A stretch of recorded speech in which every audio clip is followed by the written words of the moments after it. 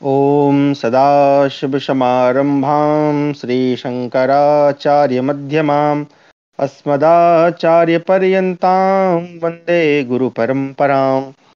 ध्येयं सदा परिभवग्नमभीष्टदोहं तीर्थास्पदं शिवविरञ्चिनुतं शरण्यं विद्यार्थिहं प्रणतपालभवाब्धिपोतं वन्दे महापुरुष ते चरणारविन्दं। सच्चिदानन्दरूपाय विश्वोत्पत्त्यादिहेतवे तापत्रयविनाशाय श्रीकृष्णाय वयं नुमः। आप सभी का स्वागत है आज की हमारी शास्त्र अध्ययन की कक्षा में, जहां हम अध्ययन कर रहे हैं महाभारत। इसके पूर्व की कक्षा में हमने अध्ययन किया कि भीष्म पितामह हैं, अंततः वो जो है सरसैया पर शयन कर जाते हैं, या एक प्रकार से वो उनका देहावसान हो जाता है। जहां पर हमने देखा कि फिर जो दुर्योधन है और जितने भी पांडव हैं अपने युद्ध को वो रोक देते हैं, और उसके उपरांत फिर वो आपस में ये विचार करते हैं कि भाई अब किसको सेनापति बनाया जाए। हालांकि भीष्म पितामह दुर्योधन को समझाते हैं कि तुमको जो है युद्ध को रोक देना चाहिए, लेकिन चूंकि दुर्योधन है इसलिए वो नहीं मानता है।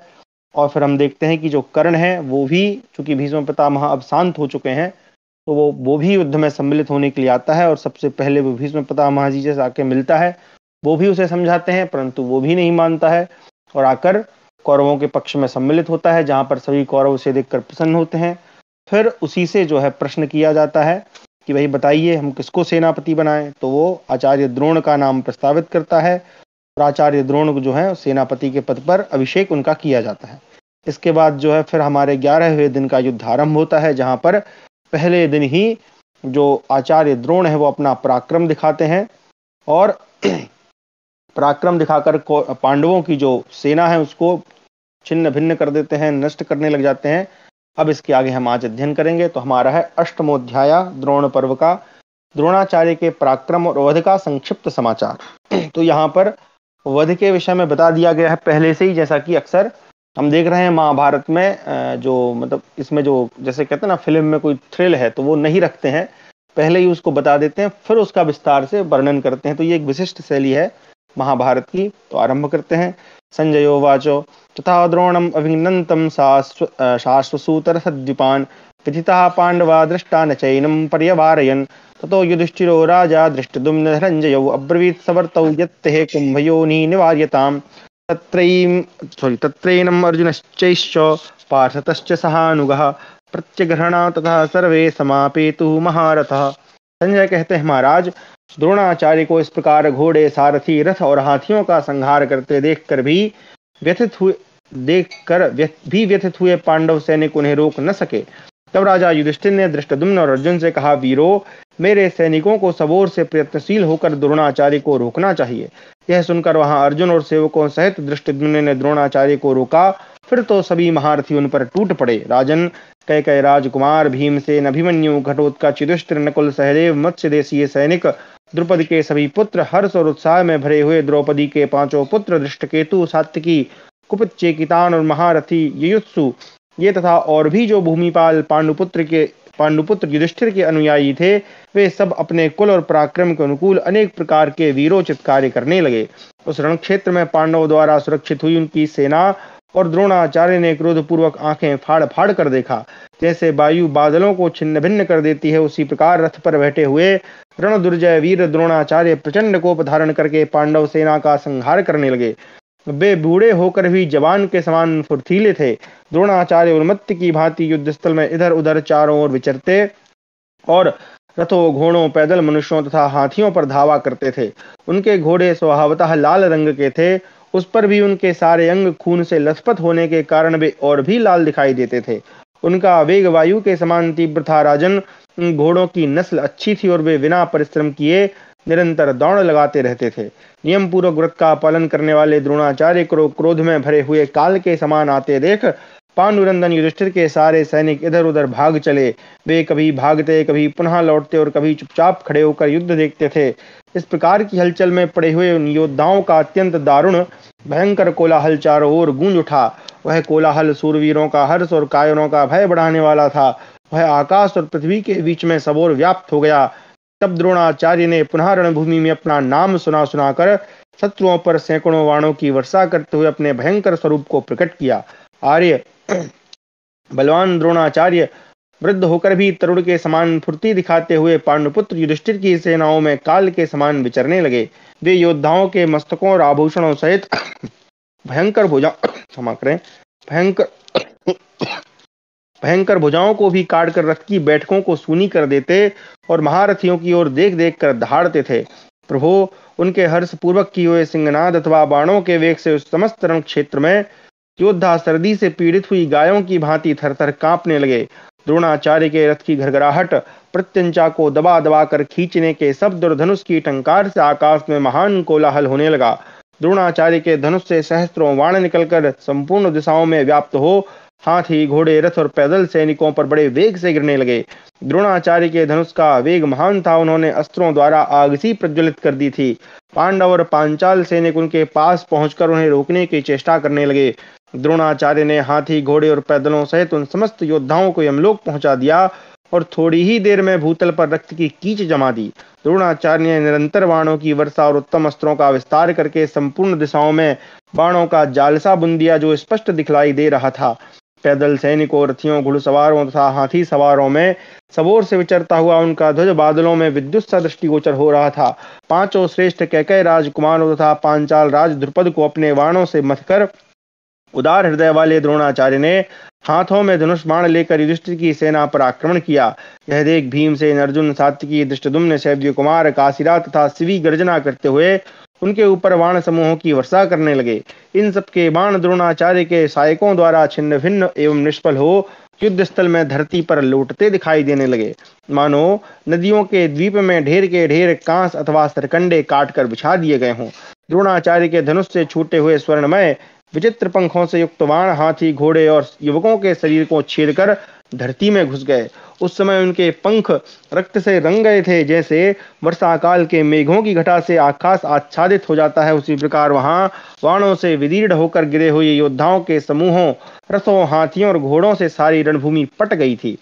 सात्यकी, भीमसेन और अर्जुन जिसमें सेनापति थे तथा जिसके भीतर अभिमन्यु, द्रुपद, काशीराज जैसे योद्धा उपस्थित थे, उस सेना को तथा अन्यान्य महावीरों को भी द्रोणाचार्य ने सम्रांगण में रौंद डाला, क्योंकि वे आपके पुत्रों को ऐश्वर्य की प्राप्ति कराना चाहते थे। राजन कौरवेंद्र, युद्ध स्थल में ये तथा और भी बहुत से वीरोचित कर्म करके महात्मा द्रोणाचार्य प्रलय काल के सूर्य की भांति संपूर्ण लोकों को तपाकर यहाँ से स्वर्ग में चले गए।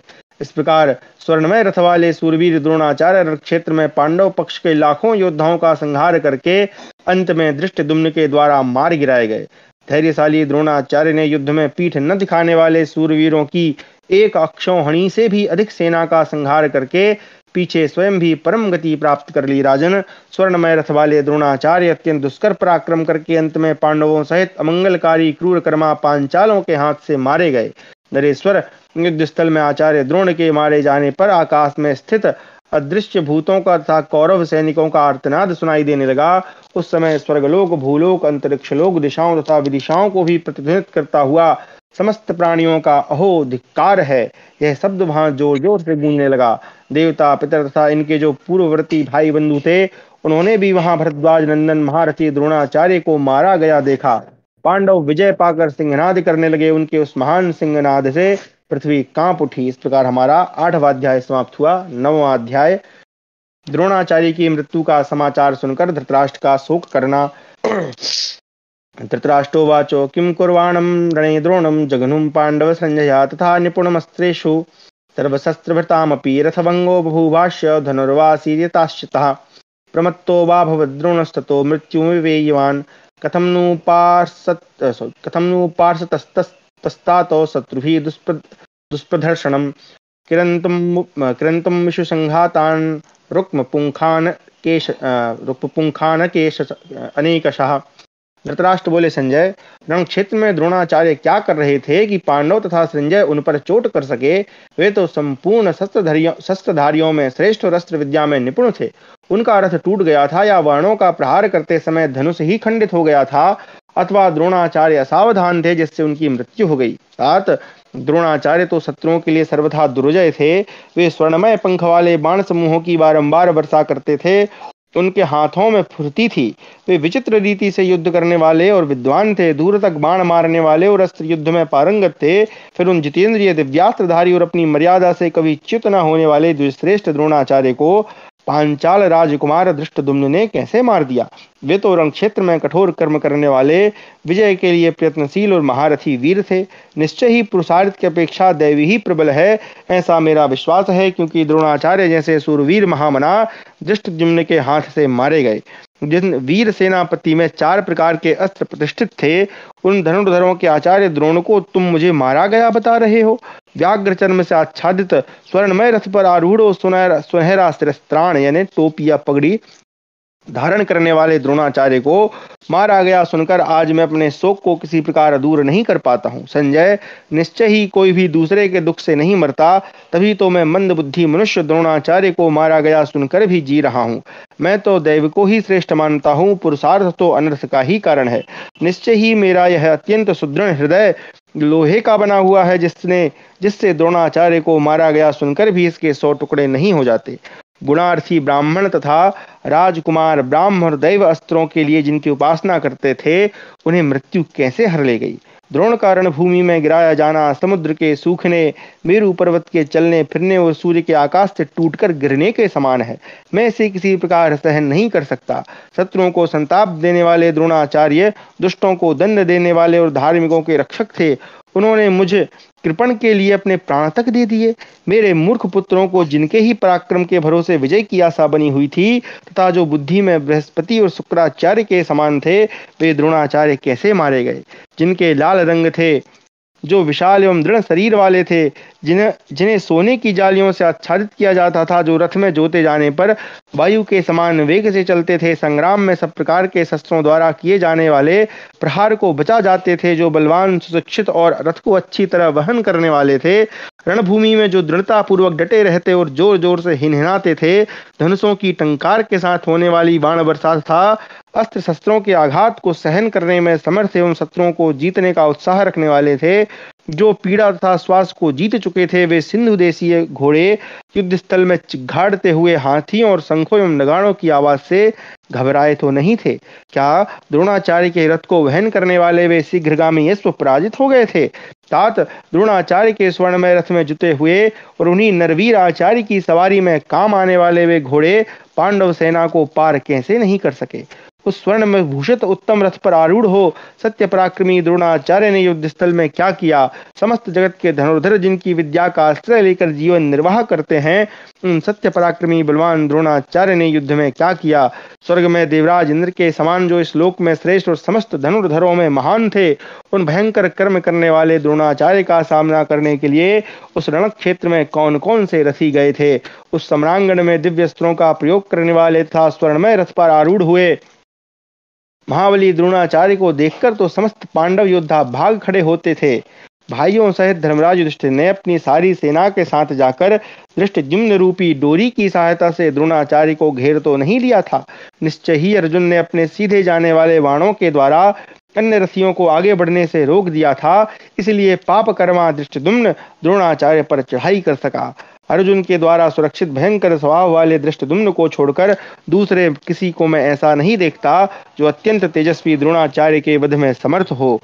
कैकय, चेदी, कारुस, मत्स्य देशीय सैनिकों तथा अन्य भूमिपालों ने आचार्य को उसी प्रकार व्याकुल कर दिया होगा जैसे बहुत सी चींटियां सर्प को विह्वल कर देती हैं। उसी अवस्था में उन पांडव सैनिकों के द्वारा सबोर से घिरे हुए नीच धृष्टद्युम्न ने दुष्कर कर्म में लगे हुए द्रोणाचार्य को मार डाला होगा। यही बात मेरे मन में आती है। जो 6 अंगों अथवा पंचम वेद स्थानीय इतिहास पुराणों सहित 4 वेदों का अध्ययन करके ब्राह्मणों के लिए उसी प्रकार आश्रय बने हुए थे जैसे नदियों के लिए समुद्र हैं, जो शत्रुओं को संताप देने वाले था। ब्राह्मण एवं क्षत्रिय दोनों धर्मों का अनुष्ठान करने वाले थे। वे वृद्ध ब्राह्मण द्रोणाचार्य शस्त्र द्वारा कैसे मारे गए? मैंने अमरस में भरकर सदा कष्ट भोगने के अयोग्य कुंती कुमारों को क्लेश ही दिया है, परंतु मेरे इस बर्ताव को द्रोणाचार्य ने चुपचाप सह लिया था। उनके उसी कर्म का यह वध रूपी फल प्राप्त हुआ है।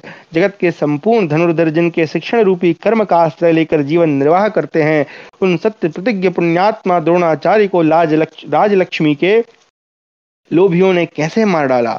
स्वर्गलोक में इंद्र के समान जो इस लोक में सर्वश्रेष्ठ थे, उन महान सत्वशाली महाबली द्रोणाचार्य को कुंती के पुत्रों ने उसी प्रकार मार डाला जैसे छोटे मत्स्यों ने मिलकर तिमी नामक महामत्स्य को मार डाला हो। यह कैसे संभव हुआ? जो शीघ्रता पूर्वक हाथ चलाने वाले, बलवान, दृढ़ धनवा तथा शत्रुओं का मर्दन करने वाले थे, कोई भी विजयाभिलाषी वीर जिनके बाणों का लक्ष्य बन जाने पर जीवित नहीं रह सकता था, जिन्हें जीते जी दो शब्दों ने कभी नहीं छोड़ा था, एक तो वेदाध्ययन की इच्छा वाले लोगों के समक्ष वेद ध्वनि का शब्द और दूसरा धनुर्धारियों के बीच में प्रत्यंचा की टंकार का शब्द। सिंह और हाथी के समान पराक्रमी, उदार, लज्जाशील और किसी से पराजित न होने वाले पुरुष सिंह द्रोण का वध मैं सहन नहीं कर सकता। संजय, जिनके यश और बल का तिरस्कार होना असंभव था, उन दुर्धर्ष वीर द्रोणाचार्य को समर भूमि में संपूर्ण नरेशों के देखते देखते धृष्टद्युम्न ने कैसे मार डाला? कौन कौन से वीर उस समय निकट से द्रोणाचार्य की रक्षा करते हुए उनके आगे रहकर युद्ध करते थे, और कौन कौन योद्धा दुर्गम मार्ग पर पैर बढ़ाते उनके पीछे रहकर रक्षा करते थे? कौन वीर उन महात्मा के दाहिने पहिए की और कौन बाएं पहिए की रक्षा करते थे? कौन उस युद्धस्थल में युद्ध प्रायण वीरवर द्रोणाचार्य के आगे थे, और किन लोगों ने अपने शरीर का मोह छोड़कर विपक्षियों का सामना करते हुए रण क्षेत्र में मृत्यु का आवरण किया था? किन वीरों ने युद्ध में द्रोणाचार्य को उत्तम धैर्य प्रदान किया? उनकी रक्षा करने वाले मूर्ख क्षत्रियों ने भयभीत होकर युद्ध स्थल में उन्हें अकेला तो नहीं छोड़ दिया, और इस प्रकार शत्रुओं ने सूने में तो उन्हें नहीं मार डाला, जो बड़ी से बड़ी आपत्ति पड़ने पर भी रण में अपने शौर्य के कारण शत्रु को भयबस पीठ नहीं दिखा सकते थे, वे विपक्षियों द्वारा किस प्रकार मारे गए? संजय, बड़े भारी संकट में पड़ने पर श्रेष्ठ पुरुष को यही करना चाहिए कि वह यथाशक्ति पराक्रम दिखावे। यह बात द्रोणाचार्य में पूर्ण रूप से प्रतिष्ठित थी। तात, इस समय मेरा मन मोहित हो रहा है, अतः तुम यह कथा बंद करो। संजय, फिर होश में आने पर तुमसे यह मैं समाचार पूछूंगा। इस प्रकार हमारा 9वां अध्याय समाप्त हुआ। 10वां अध्याय, राजा धृतराष्ट्र का शोक से व्याकुल होना और संजय से युद्ध विषयक प्रश्न। वैशंपायनोवाच एतत् पृष्ट्वा सूतपुत्रं तच्छोकेनार्दितो भृशं जये निराशः पुत्राणां धृतराष्ट्रोपतक्षितौ तं विषंयं निपतितं शिशुः परिचारकः जलेनात्यर्थशीतेन वीर्ययन्त पुण्यगन्धिना पतितं चैनमालोक्यं समन्ताद् भरतस्त्रियः परिबभ्रुः महाराजं स्पृशंश्चैव पाणिभिः। वैशंपायन जी कहते हैं, जन्मेजय, सूतपुत्र संजय से इस प्रकार प्रश्न करते करते हार्दिक शोक से अत्यंत पीड़ित हो अपने पुत्रों की विजय की आशा टूट जाने के कारण राजा धृतराष्ट्र अचेत से होकर पृथ्वी पर गिर पड़े। उस समय अचेत पड़े हुए राजा धृतराष्ट्र को उनकी दासियां पंखा झलने लगीं और उनके ऊपर परम सुगंधित एवं अत्यंत शीतल जल छिड़कने लगीं। महाराज को गिरा देख धृतराष्ट्र की बहुत सी स्त्रियां उन्हें चारों ओर से घेर कर बैठ गईं और उन्हें हाथों से सहलाने लगीं। फिर उन सुमुखी स्त्रियों ने राजा को धीरे धीरे धरती से उठाकर सिंहासन पर बिठाया। उस समय उनके नेत्रों से आंसू झर रहे थे और कंठ गदगद हो रहे थे। सिंहासन पर पहुंचकर भी राजा धृतराष्ट्र मूर्छा से पीड़ित हो निश्चेष्ट हो गए। उस समय सबोर से उनके ऊपर व्यजन डुलाया जा रहा था। फिर धीरे धीरे होश में आने पर कांपते हुए राजा धृतराष्ट्र ने पुनः सूत जातीय संजय से युद्ध का यथावत समाचार पूछा। धृतराष्ट्र बोले, जो उगते हुए सूर्य की भांति अपनी प्रभा से अंधकार दूर कर देते हैं, उन अजात शत्रु युधिष्ठिर को द्रोण के समीप आने से किसने रोका था? जो मद की धारा बहाने वाले हथिनी के साथ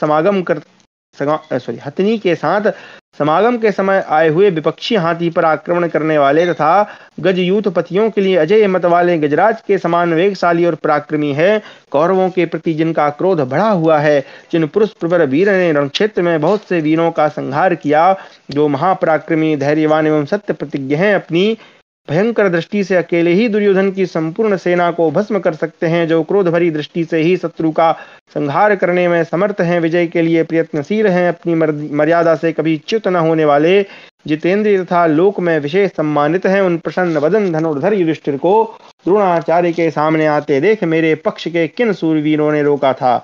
जो धर्म से कभी विचलित नहीं होते हैं, उन महाधनुर्धर दुर्धर्ष वीर पुरुष सिंह कुंती कुमार राजा युधिष्ठिर पर मेरे किन योद्धाओं ने आक्रमण किया था, जिन्होंने वेग से ही पहुंचकर द्रोणाचार्य पर आक्रमण किया था, जो शत्रु के समक्ष महान पराक्रम प्रकट करते हैं, जो महाबली, महाकाय और महान उत्साही हैं, तथा जिनमें 10,000 हाथियों के समान बल है, उन भीमसेन को आते देख किन वीरों ने रोका था?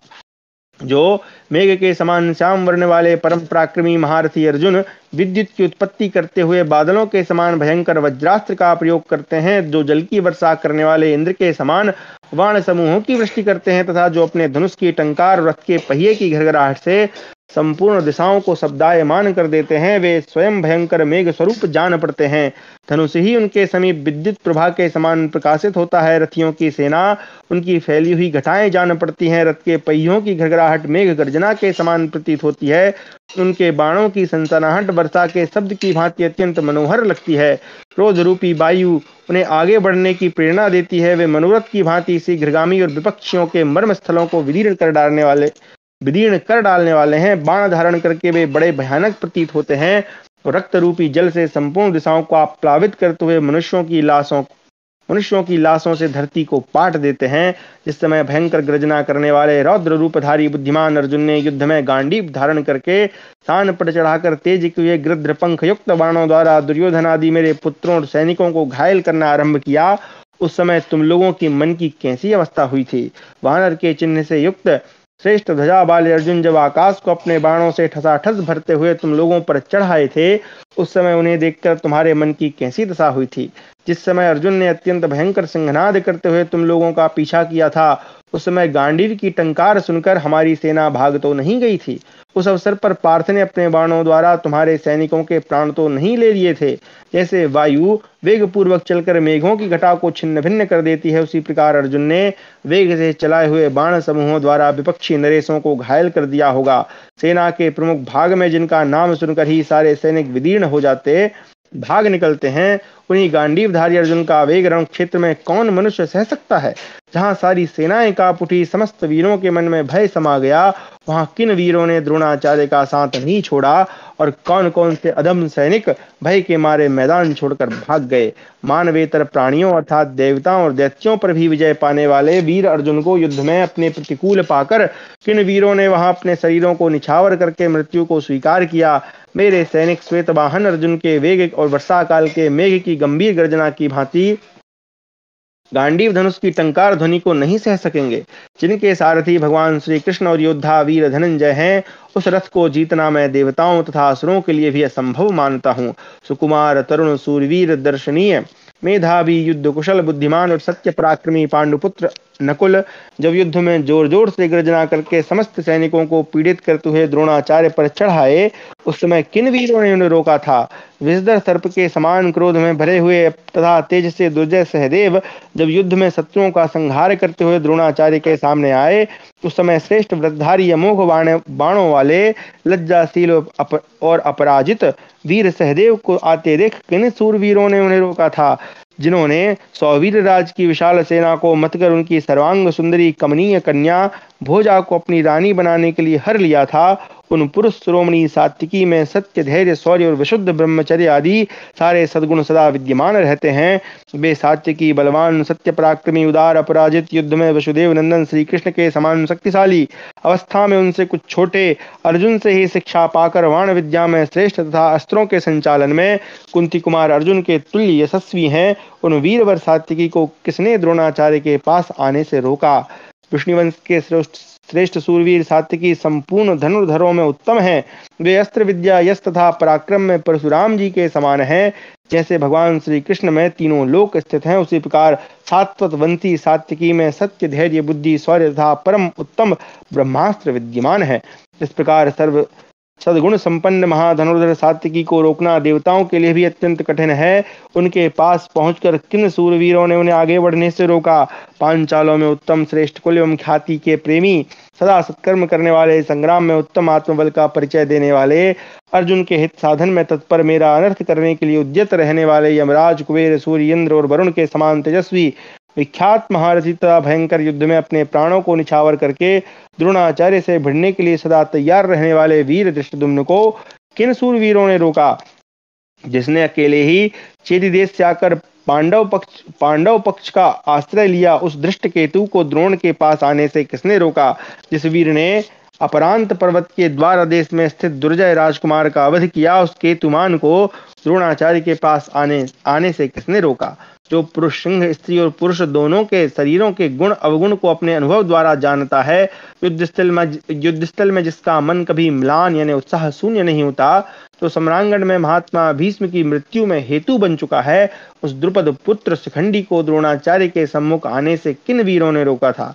जिस वीर में अर्जुन से भी अधिक मात्रा में समस्त गुण उपस्थित हैं, जिसमें अस्त्र, सत्य तथा ब्रह्मचर्य सदा प्रतिष्ठित है, जो पराक्रम में भगवान श्री कृष्ण, बल में अर्जुन, तेज में सूर्य और बुद्धि में बृहस्पति के समान है, वह महामना अभिमन्यु जब मुंह फैलाए हुए काल के समान द्रोणाचार्य के सम्मुख जा रहा था, उस समय किन सूरवीरों ने उसे रोका था? तरुण अवस्था और तरुण बुद्धि वाले शत्रुवीरों के शत्रुहंता सुभद्रा कुमार ने जब द्रोणाचार्य पर धावा किया, उस समय तुम लोगों का मन कैसा हो रहा था? पुरुष सिंह द्रौपदी कुमार समुद्र की ओर जाने वाली नदियों की भांति जब द्रोणाचार्य पर धावा कर रहे थे, उस समय युद्ध में किन सूरवीरों ने उनको रोका था? इन द्रौपदी कुमारों ने 12 वर्षों तक खेल कूद छोड़कर अस्त्रों की शिक्षा पाने के लिए उत्तम ब्रह्मचर्य का पालन करते हुए भीष्म के समीप निवास किया था। क्षत्रंजय, क्षत्रदेव तथा दूसरों को मान देने वाले क्षत्रवर्मा ये धृष्टद्युम्न के 3 वीर पुत्र हैं। उन्हें द्रोण के पास आने से किन वीरों ने रोका था? जिन्हें युद्ध के मैदान में वृष्णिवंशियों ने 100 वीरों से भी अधिक माना, उन महाधनुर्धर चेकितान को द्रोण के पास आने से किसने रोका? वृद्धक्षेम के पुत्र उदारचित्त अनाधृष्टि ने युद्धस्थल में कलिंग राज की कन्या का अपहरण किया, उन्हें द्रोण के पास आने से किसने रोका? कह देश के सत्य पराक्रमी धर्मात्मा 5 वीर राजकुमार लाल रंग के कवच, आयुध और ध्वज धारण करने वाले हैं तथा उनके शरीर की कांति भी इंद्रगोप के समान लाल रंग की ही है। वे पांडवों की मौसी के बेटे हैं। वे जब पांडवों की विजय के लिए द्रोणाचार्य को मारने के लिए उन पर चढ़ाए, उस समय किन वीरों ने उन्हें रोका था? वारणावत नगर में जब अच्छा, यहाँ पर एक चीज है, ये जो कैकय देश के हैं और ये इंद्रगोप के समान लाल रंग के हैं, मतलब उनका जो चेहरा है वो उसमें लालिमा रहती होगी, तो हम इससे भी एक अंदाजा लगा सकते हैं कि भाई ये किस क्षेत्र के रहे होंगे, है ना। वारणावत नगर में सब राजा लोग मार डालने की इच्छा से क्रोध में भरकर 6 महीनों तक युद्ध करते रहने पर भी योद्धाओं में श्रेष्ठ जिस वीर को परास्त न कर सके, धनुर्धरों में उत्तम शौर्य संपन्न सत्य प्रतिज्ञ महाबली उस पुरुष सिंह युत्सु को द्रोणाचार्य के पास आने से किसने रोका? जिसने काशीपुरी में काशीराज के महारथी पुत्र को, जो स्त्रियों के प्रति आसक्त था, समर भूमि में भल्ल नामक बाण द्वारा रथ से मार गिराया, जो कुंती कुमारों की गुप्त मंत्रणा को सुरक्षित रखने वाला तथा दुर्योधन का अनर्थ करने के लिए उद्यत रहने वाला तथा जिसकी उत्पत्ति द्रोणाचार्य के वध के लिए हुई है, वह महाधनुर्धर धृष्टद्युम्न जब रण क्षेत्र में योद्धाओं को अपने बाणों की अग्नि से जलाता और सबोर से सारी सेना को विदीर्ण करता हुआ द्रोणाचार्य के सम्मुख आ रहा था, उस समय किन सूरवीरों ने उसे रोका था? जो द्रुपद की गोद में पला हुआ था और शस्त्रों द्वारा सुरक्षित था, अस्त्रवेत्ताओं में श्रेष्ठ उस शिखंडी पुत्र को द्रोणाचार्य के पास आने से किसने रोका? जैसे चमड़े को अंगों में लपेट दिया जाता है, उसी प्रकार जिन्होंने अपने रथ के महान घोष द्वारा इस सारी पृथ्वी को व्याप्त कर लिया, जो प्रधान शत्रुओं का वध करने वाले और महारथी वीर थे, जिन्होंने प्रजा का पुत्र की भांति पालन करते हुए सुंदर अन्न पान तथा पितृ दक्षिणा से युक्त एवं विघ्न रहित 10 अश्वमेध यज्ञों का अनुष्ठान किया और कितने ही सर्वमेध यज्ञ संपन्न किए, जो वे राजा उसीनर के वीर पुत्र सर्वत्र विख्यात हैं। गंगा जी के स्रोत में जितने सिकता कण बहते हैं, अर्थात सिकता बोलते हैं रेत को, तो जितने रेत के कण बहते हैं उतनी ही अर्थात असंख्य गौएं उसी नर कुमार ने अपने यज्ञ में ब्राह्मणों को दी थी। राजा जब उस दुष्कर यज्ञ का अनुष्ठान पूर्ण कर चुके, तब संपूर्ण देवताओं ने यह पुकार कर कहा कि ऐसा यज्ञ पहले के और बाद के भी मनुष्यों ने कभी नहीं किया था। स्थावर जंगम तीनों लोकों में एकमात्र उसीनर पौत्र यानी उसीनर के जो पौत्र यानी पोता शैव्य को छोड़कर दूसरे किसी ऐसे राजा को ना तो हम इस समय उत्पन्न हुआ देखते हैं, न भविष्य में किसी के उत्पन्न होने का लक्षण ही देख पाते हैं। तो उसीनर के पुत्र शिवी और शिवी के पुत्र शैव्य वही हैं जो इस महान भार को वहन करने वाला हो। इस मर्त्यलोक के निवासी मनुष्य उनकी गति को नहीं पा सकेंगे, उन्हीं उसी नर का पौत्र शैव्य सावधान हो जब द्रोणाचार्य के सम्मुख आ रहा था, उस समय मुंह फैलाए हुए काल के समान उस वीर को किसने रोका? शत्रुघाती मत्स्यराज विराट की रथ सेना को जो द्रोणाचार्य को नष्ट करने की इच्छा से खोजती हुई आ रही थी, किन वीरों ने रोका था? जो भीमसेन से तत्काल प्रकट हुआ था, तथा जिससे मुझे महान भय बना रहता है, वह महान बल और पराक्रम से संपन्न मायावी राक्षस वीर घटोत्कच कुंती कुमारों की विजय चाहता है और मेरे पुत्रों के लिए कंटक बना हुआ है। उस महाकाय घटोत्कच को द्रोणाचार्य के पास आने से किसने रोका? संजय, ये तथा और भी बहुत से वीर जिनके लिए युद्ध में प्राण त्यागने को तैयार हैं, उनके लिए कौन सी ऐसी वस्तु होगी जो जीती ना जा सके? सांग धनुष धारण करने वाले पुरुषसिंह भगवान श्री कृष्ण जिनके आश्रय तथा हित चाहने वाले हैं, उन कुंती कुमारों की पराजय कैसे हो सकती है? भगवान श्री कृष्ण संपूर्ण जगत के परम गुरु हैं, समस्त लोकों के सनातन स्वामी हैं, संग्राम भूमि में सबकी रक्षा करने वाले दिव्य स्वरूप सामर्थ्यशाली दिव्य नारायण हैं, मनीषी पुरुष जिनके दिव्य कर्मों का वर्णन करते हैं। मैं उन्हीं भगवान श्री कृष्ण की लीलाओं का अपने मन की स्थिरता के लिए भक्ति पूर्वक वर्णन करूंगा। इस प्रकार हमारा 10वां अध्याय समाप्त हुआ। अब यहाँ पर जो है भगवान श्री कृष्ण की लीलाओं का ये वर्णन करेंगे। अच्छा, ये बहुत लंबा सा इनका प्रश्न हो रहा है, लेकिन इस प्रश्न में हमने एक चीज भी देखी कि जो इनके वीर थे, मतलब चाहे वो शिवी हो या जैसे धृष्टद्युम्न हो या सात्विकी हो, इनके बारे में हमें ज्यादा पता नहीं था। तो संक्षेप में कि भाई इन्होंने क्या क्या विशेष काम किया था, वो भी इन प्रश्नों के माध्यम से उन्होंने बताया। पढ़ते हैं 11वां यानी 11वां अध्याय।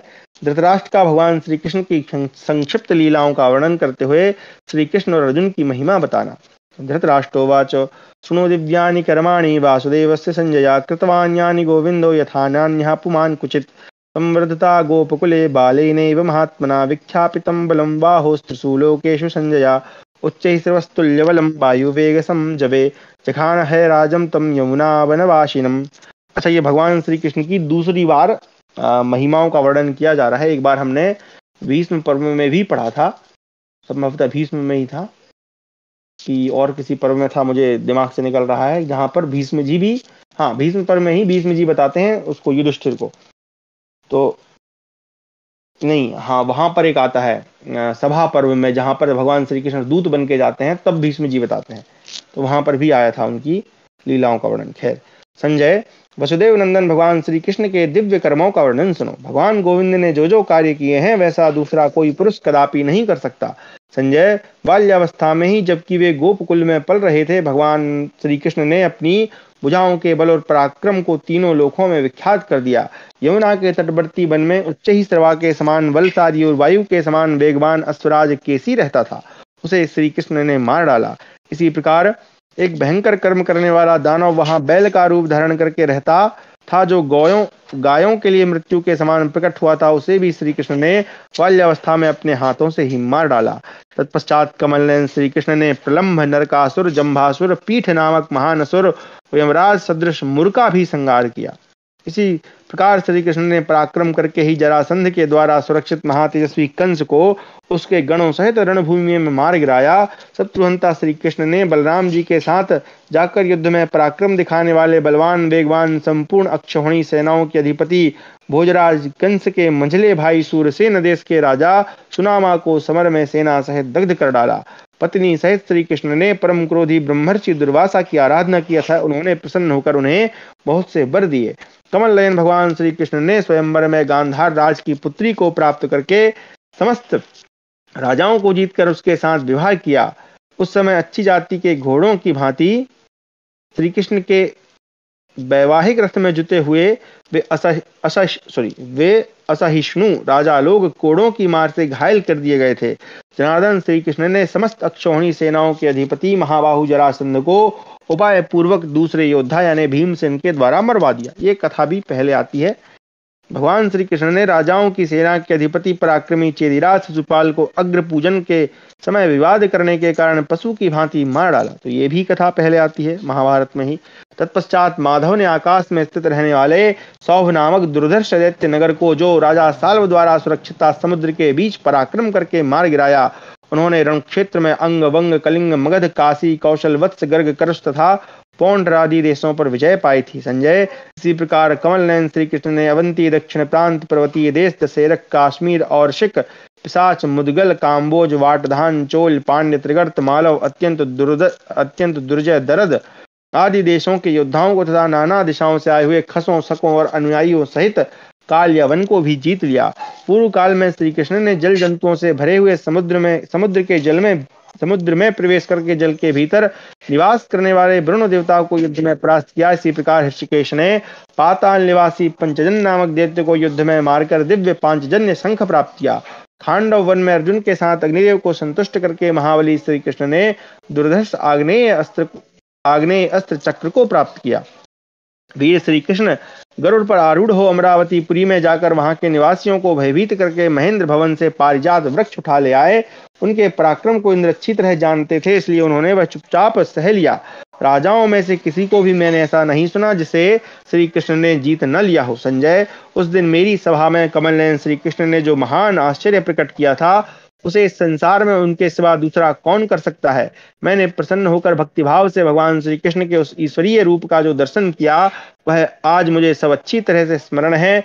मैंने उन्हें प्रत्यक्ष की भांति जान लिया था। संजय, बुद्धि और पराक्रम से युक्त भगवान ऋषिकेश के कर्मों का अंत नहीं जाना जा सकता। यदि गद साम्ब प्रद्युम्न विदुरथ अगावह अनिरुद्ध चारुदेशन सारण उल्मुख निषद झिल्ली पराक्रमी बभ्रू पृथु समीक तथा अरिमेजय ये तथा और दूसरे भी बलवान तथा प्रहार कुशल विष्णुवंशी योद्धा विष्णुवंश के प्रमुख वीर महात्मा केशव के बुलाने पर पांडव सेना में आ जाएं और समर भूमि में खड़े हो जाएं तो हमारा सारा उद्योग संशय में पड़ जाए, ऐसा मेरा विश्वास है। वनमाला और हल धारण करने वाले वीर बलराम कैलाश शिखर के समान गौरवर्ण हैं, उनमें 10,000 हाथियों का बल है। वे भी उसी पक्ष में रहेंगे जहां श्री कृष्ण है। संजय, जिन भगवान वासुदेव को द्विजगण सब पिता बताते हैं, क्या वे पांडवों के लिए स्वयं युद्ध करेंगे? तात संजय, जब पांडवों के लिए श्री कृष्ण कवच बांधकर युद्ध के लिए तैयार हो जाएं, उस समय वहां कोई भी योद्धा उनका सामना करने को तैयार न होगा।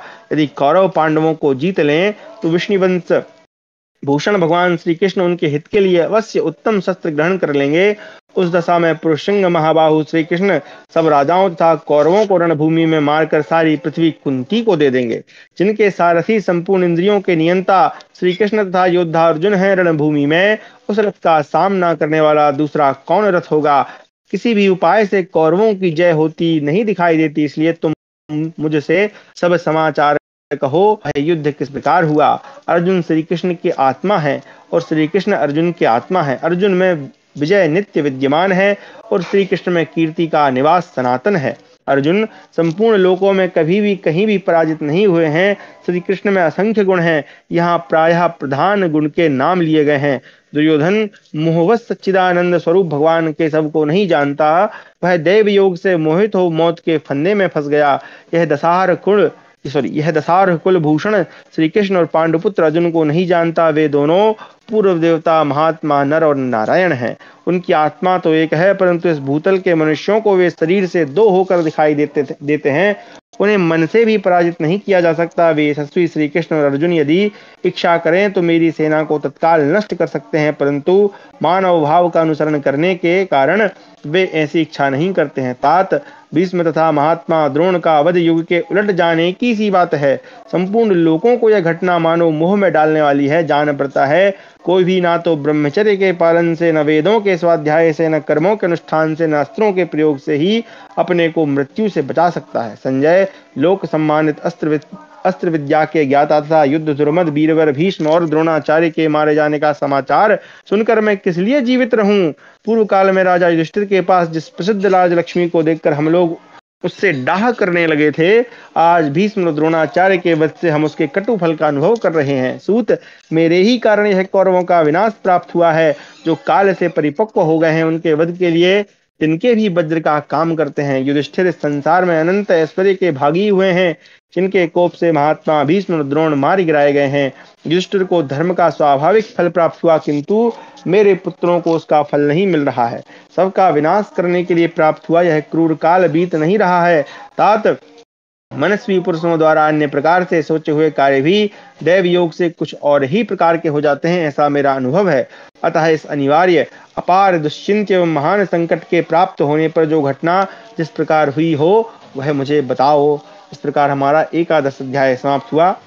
12वां अध्याय यानी 12वां अध्याय दुर्योधन का वर मांगना और द्रोणाचार्य का युधिष्ठिर को अर्जुन के अनुपस्थिति में जीवित पकड़ लाने की प्रतिज्ञा करना है। अच्छा, युधिष्ठिर को पकड़ के ले जाएंगे।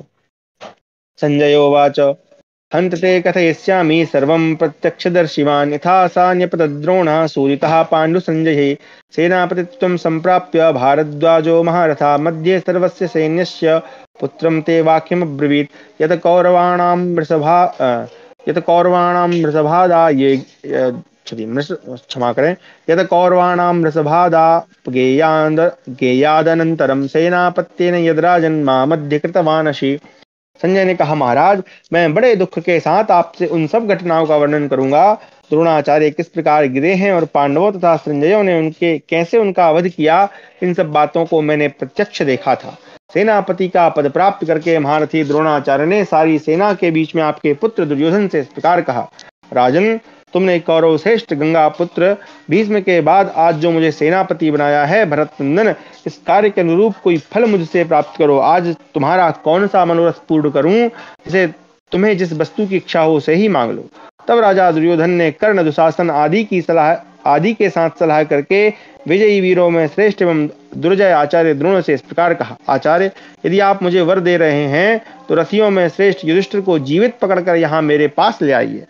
आपके पुत्र की वह बात सुनकर कुरुकुल के आचार्य द्रोण सारी सेना को प्रसन्न करते हुए इस प्रकार बोले, राजन कुंती कुमार युधिष्ठिर धन्य हैं जिन्हें तुम जीवित पकड़ना चाहते हो। उन दुर्धर्ष वीर के वध के लिए आज तुम मुझसे याचना नहीं कर रहे हो। हाँ देखो, ये भी कितना मतलब वो है, क्रूर बुद्धि है कि भाई राजा ही को पकड़ लो, युद्ध ही खत्म हो जाएगा। पुरुष सिंह तुम्हें उनके वध की इच्छा क्यों नहीं हो रही है? दुर्योधन तुम मेरे द्वारा निश्चित रूप से युधिष्ठिर का वध कराना क्यों नहीं चाहते हो? अथवा इसका कारण यह तो नहीं कि धर्मराज युधिष्ठिर से द्वेष रखने वाला इस संसार में कोई है ही नहीं, इसलिए तुम उन्हें जीवित देखना और अपने कुल की रक्षा करना चाहते हो? अथवा भरतश्रेष्ठ तुम युद्ध में पांडवों को जीतकर इस समय उनका राज्य वापस देकर सुंदर भ्रातृभाव का आदर्श उपस्थित करना चाहते हो? कुंती पुत्र राजा युधिष्ठिर धन्य है, उस बुद्धिमान नरेश का जन्म भी बहुत उत्तम है और जो वे अजात शत्रु कहलाते हैं वह ठीक ही है, क्योंकि तुम भी उन पर स्नेह रखते हो। भारत द्रोणाचार्य के ऐसा कहने पर तुम्हारे पुत्र के मन का भाव जो सदा उसके हृदय में बना रहता था सहसा प्रकट हो गया। बृहस्पति के समान बुद्धिमान पुरुष भी अपने आकार को छिपा नहीं सकते। राजन इसलिए आपका पुत्र अत्यंत प्रसन्न होकर इस प्रकार बोला, आचार्य युद्ध के मैदान में कुंती पुत्र युधिष्ठिर के मारे जाने से मेरी विजय नहीं हो सकती, क्योंकि युधिष्ठिर का वध होने पर कुंती के पुत्र हम सब लोगों को अवश्य ही मार डालेंगे।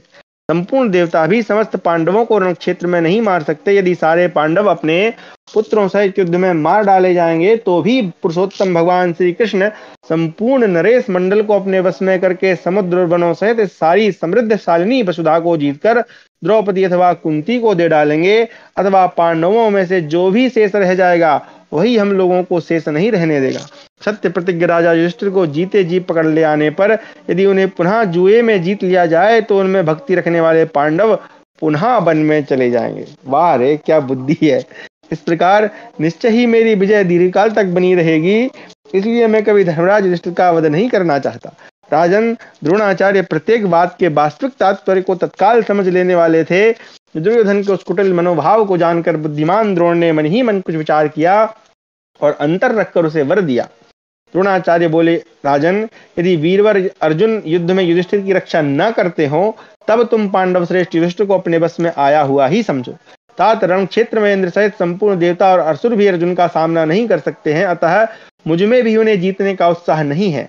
इसमें संदेह नहीं कि अर्जुन मेरा शिष्य है और उसने पहले मुझसे ही अस्त्र विद्या सीखी है, तथापि वह तरुण है, अनेक प्रकार के पुण्य कर्मों से युक्त है। विजय अथवा मृत्यु इन दोनों में से एक का वर्ण करने का दृढ़ निश्चय कर चुका है। इंद्र और रुद्र आदि देवताओं से पुनः बहुत से दिव्यास्त्रों की शिक्षा पा चुका है और तुम्हारे प्रति उसका अमरस बढ़ा हुआ है। इसलिए राजन मैं अर्जुन से लड़ने का उत्साह नहीं रखता हूँ। अतः जिस उपाय से भी संभव हो तुम उन्हें युद्ध से दूर हटा दो।